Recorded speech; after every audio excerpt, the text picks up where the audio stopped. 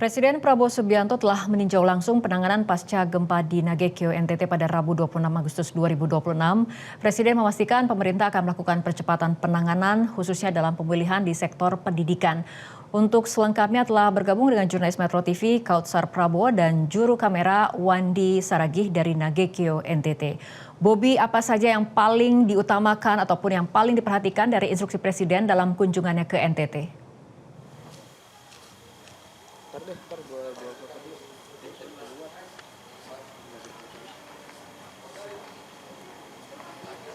Bang.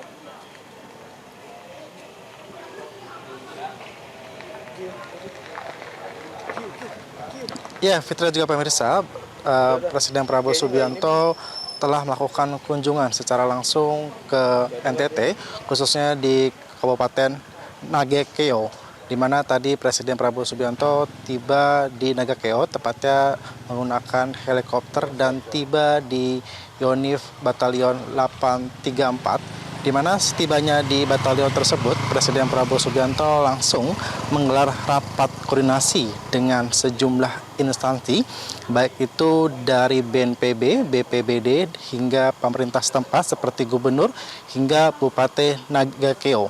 Dan juga ada menteri-menteri terkait seperti Menteri SDM Bahlil Lahadalia, Menteri PU Dodi, dan juga ada sejumlah menteri terkaitnya. Dan tadi Presiden Prabowo Subianto mendengar sejumlah laporan.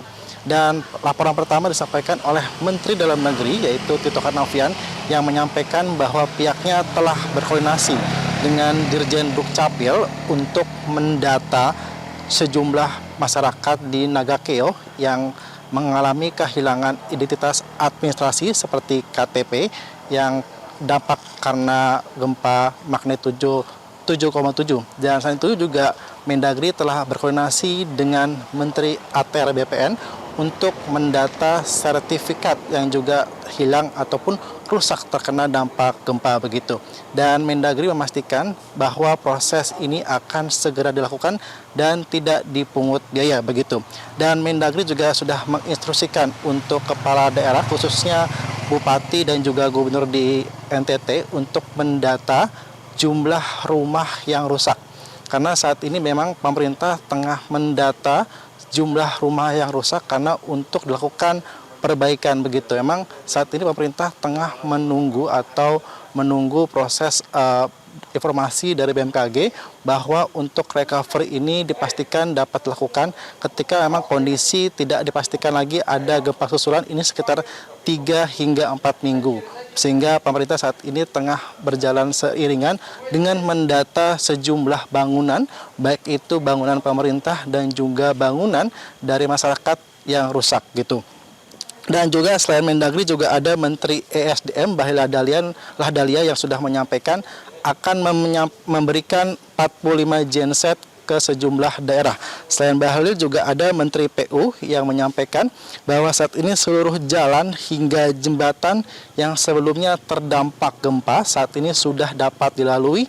Dan juga untuk sumber-sumber air memang Menteri PU menyampaikan ada beberapa sumber air yang terkena dampak gempa karena ada longsor, dan saat ini pihaknya sudah mengerahkan jajarannya untuk membersihkan sumber-sumber air tersebut sehingga nantinya sumber air ini dapat digunakan secara maksimal untuk masyarakat yang terdampak.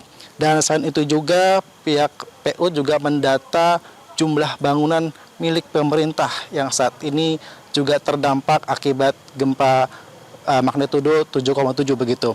Dan dari Kepala BNPB sendiri juga tadi menyampaikan paparannya. Ia menyampaikan update informasi terbaru terkait jumlah meninggal terkena dampak gempa ini. Jumlahnya pada Rabu ini sebanyak 105 orang yang meninggal dan ada 1.678 luka-luka. Dan ada 81.000 rumah rusak begitu. Dan untuk daerah yang paling parah saat ini memang terdata di Manggarai dan Manggarai Timur. Untuk di Nagekeo menurut Kepala BNPB juga menjadi daerah yang cukup parah terkena dampak gempa. Dan BNPB juga menyampaikan saat ini yang menjadi persoalan yang paling penting adalah banyaknya para pengungsi yang saat ini mengungsi di sejumlah daerah.